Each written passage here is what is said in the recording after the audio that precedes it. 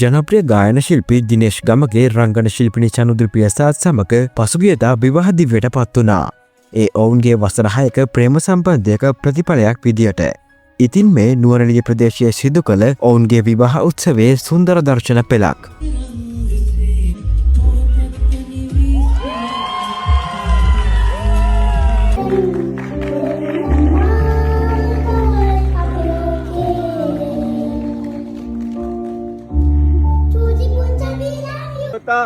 සබ්බ ධම්මානුභාවේන